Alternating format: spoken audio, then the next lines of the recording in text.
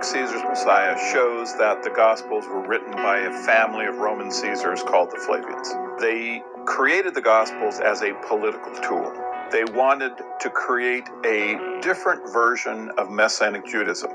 They had fought against a Messianic movement in Judea that was obviously militaristic and violently opposed to Roman rule. So the Gospels were created to replace that version of Messianic Judaism. The reason that the Romans wanted to create their own Savior Messiah is because they wanted to have a pacifistic Christ. The Christ that they were fighting against was a military Messiah. The storyline of Jesus is fiction. It was based upon a military campaign of a Roman Caesar named Titus Flavius. The reason that people have not recognized that the character Jesus Christ is fiction is simply because they haven't understood the genre that the Gospels were written in. The Gospels are, in fact, a Roman mockery of a kind of literature that the Jews produced in the first century. And this type of literature is referred to as typology. Typology is simply basing one character upon another, and it is found throughout Hebraic literature in the Old Testament to link one prophet to another prophet. At the very first page of the book of Matthew, the author has created a primer, a small example of the typology that's going to extend throughout all of the works. Mm-hmm. And what Matthew has done is he has taken stories from the Old Testament and placed them into his story of the pre-ministry of Jesus. He has taken names, locations, and concepts from the Old Testament, and he has woven them into his story about Jesus Christ. And he has placed them in the same sequence, so that when you compare one story to the other, the Old Testament with the New Testament, you can see that Moses was connected very directly to the character that Matthew is writing about, Jesus Christ. The reason that Moses was chosen as the archetype of Jesus is because he was the first savior of Israel.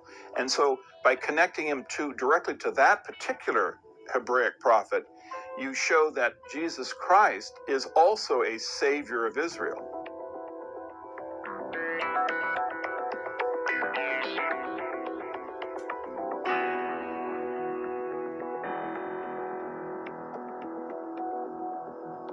And what's interesting is that this shows that the character Jesus Christ is fiction. The events in his life are not original historical episodes. They were simply taken from another book. Now, the same thing is true about the entire rest of Jesus' ministry.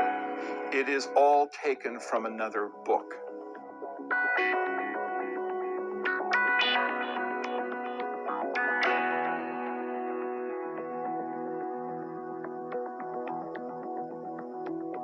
So I'm going to present an outline, an abbreviated version of what I have named the Flavian signature in the Gospels.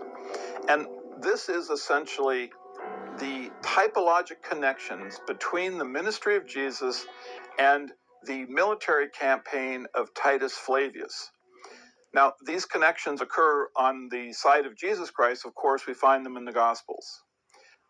The military campaign of Titus Flavius was written by his historian Flavius Josephsus. And so I will be showing these connections between the Gospels and the Flavian history of the military campaign. Get the online versions of both the Gospels and of Whiston's translation of Josephus so that you can actually go step by step. You can repeat every single connection that I am making here, and you will be able to see for yourself this amazing relationship between Josephus and the Gospel. And I am confident that you'll recognize that this was obviously deliberate. And this will become particularly clear when I get to certain areas in the Gospels that have what I call almost a virtual literary barcode, so that you can see that these very unusual events are occurring in both stories, and they're occurring in the same sequence. It begins at the same location for both of these individuals, the Sea of Galilee. At the Sea of Galilee, Jesus comes and tells his disciples that from now on, if you follow me, you will catch men. Now, this is mirrored by the experience that Titus Flavius has, where he comes to the Sea of Galilee. His men go out into the sea to attempt to destroy the Jews who are in their fishing boats. The boats are sunk, the Jews attempt to swim to safety, and the Romans catch them like fish. The typology that Matthew had used ends directly before this episode in Matthew. You can see that, you have the typology that links Jesus to Moses, and then just a few lines later, suddenly here you have this odd parallel between Jesus and Titus. And this is really quite strange, that given that the beginning of Matthew is all of this typology, and this is something that scholars do not dispute, that the connection between Jesus and Moses was deliberately created. But here you have a parallel that's just as good as the ones we saw in the story between Jesus and Moses, and yet no one has ever asked this obvious question. It's the same location. It's at the beginning of the ministries of both of these individuals, and you do have this very odd parallel concept of fishing for men. So, having made this simple step of just asking the question, is it possible that these events were deliberately wired together as we had seen occurred in the events that led directly up to it? Just asking that simple question is all anyone needs to do to enter into the most profound archaeologic discovery in Western civilization. That simple step takes us right into the Flavian signature. Once you start to recognize and believe that these stories, the story of Jesus and the military campaign of Titus Flavius, once you recognize that they were wired together, you can read in a different way. You can read with that strong bias, and these parallels will start to pop out. Now, where does the bias come from? As we go through this, you'll see that there are many parallels which are absolutely crystal clear, and they form a kind of foundation from which everything else can be seen. So as I go through it, I'll point out to you the first parallel, and this is something that frankly just baffles me, is that the journeys are the same. And I'm going to describe it now so we won't have to go into it in too much detail later on. But the fact is, you start out in Galilee, at the Sea of Galilee. You then go out into the Galilean countryside. Then at a certain point, Jesus declares that he's going to go on to Jerusalem. He takes the journey, but when he gets to the city, he doesn't go directly in. He stays outside the city for a while. He then has a triumphal entrance into Jerusalem, and then the story of Jesus takes you outside of the city again for the crucifixion. Well, this is the exact journey that Titus takes.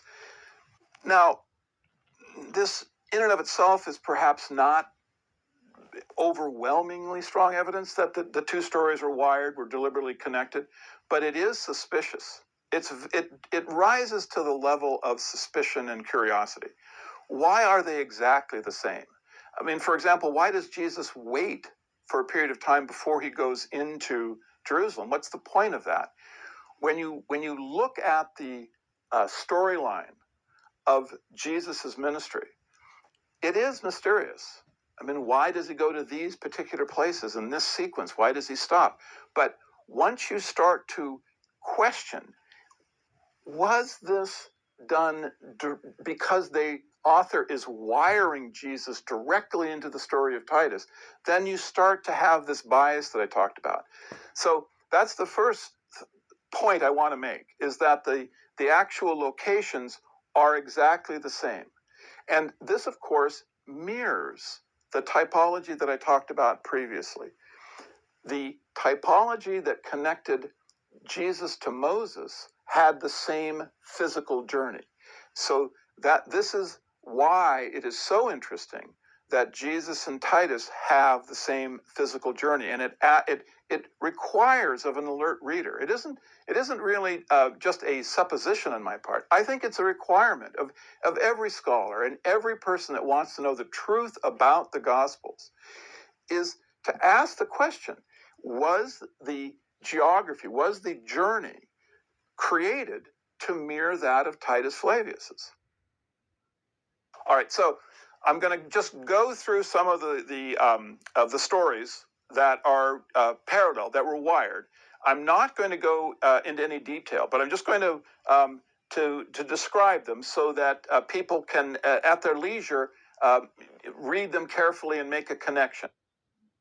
You then have a strange story in both Josephus's tale of Titus's military campaign and the Gospels, where you have to keep holy the Sabbath by restoring a right hand. Then you have the story of the demon of Gadara, and just immediately before that, you have a tale of John who's possessed by a demon. As you go through the story of the demons of Gadara, you'll see that it is an exact parallel to the battle of Gadara that Titus had, where you even have you can actually lay what happens to the herd, where they rush to, how they drowned. The stories are very, very similar, and in fact, the parallels between the tales have been covered by many scholars. After Gadara, you have the identification of the Christ. Happens in both stories at the same place. Following the identification of the Christ, you have descriptions of binding and loosening, little stories which describe both binding and loosening. And these are very, very important parallels and have been seen by other scholars, but they have not bothered to place them into the sequence. After the time in the Galilean countryside, you now have a point of decision where Titus decides to go on to Jerusalem, and he sends his troops ahead of him, a certain group of them, to meet him there. Jesus has the exact same event. He decides suddenly that he has to go on to Jerusalem, and the Gospels say he sends his messengers ahead. The Good Samaritan is just a fascinating piece of typology. The story in the Gospels describes someone who's he's on the road to Samaria. He's grabbed by a group of robbers. They steal his mule. They beat him up. And at this point in the campaign of Titus Flavius, he appears with the 12th Legion. And Josephus recounts how well they have been refurbished. The 12th Legion was attacked by a group of Jewish rebels on the road. They stole their mules and stripped them of their clothes and goods. Titus, who is described as coming through Samaria, has refurbished the legion and now is walking with them to Jerusalem. So Titus, the story of the Good Samaritan, which there have been so many things written about as to what it means and what exactly Jesus is talking about, is actually just a representation of Titus refurbishing a legion that had had its mules stolen from it, and then going forward to wage war against the Jews. Now you get outside Jerusalem. Both of these individuals come out to outside Jerusalem. And they pause. Now, in Titus's case, it's because he needs to organize his triumphant entrance into the city. And same is true in Jesus, though we don't exactly know why he can't just walk in at this particular point, but he doesn't. He stays outside and he has these events. And when you compare the events between Jesus and Titus as they are outside of Jerusalem, you can really start to see some of the connections becoming very, very clear. Jesus talks about knocking on the door. He talks about the authors of the Gospels talk about how the Jews are trying to lay traps for him. They talk about the Jews increasing in number, surrounding Jesus. I mean, these are all obviously, related to the campaign that Titus is waging. And you can see this when you actually put the experiences right next to each other.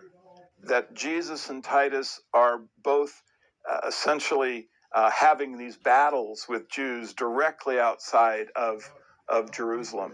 And when you compare them in their sequence, you can see that this event of Jesus, the events that occurred to him as he was outside Jerusalem, are definitely all simply were based upon what is happening to Titus as his military campaign goes forward. I wanted to go through a few of the parallels in a little more depth because what I'm presenting here is a barcode. In other words, this is a connection between Titus's military campaign and Jesus's ministry that is so direct and so transparent that it's really indisputable. There really isn't any way that this connection that I'm going to show you could have been accidentally created. It wasn't just the people writing the Gospels who were looking for interesting stories to put into their character of Jesus. This is clearly proof. These events, when you lay them on top of one another and you compare, the parallels, are absolutely clear evidence that Jesus is a fictional character whose story is based upon Titus Flavius. So the first of these parallels I call the woe-saying Jesus. Now, in both Josephus and the Gospels, you have a character called Jesus who goes into a long litany of woes, uses the word woe over and over again. The character in Josephus has just so many connections to the character in the Gospels that many, many scholars have written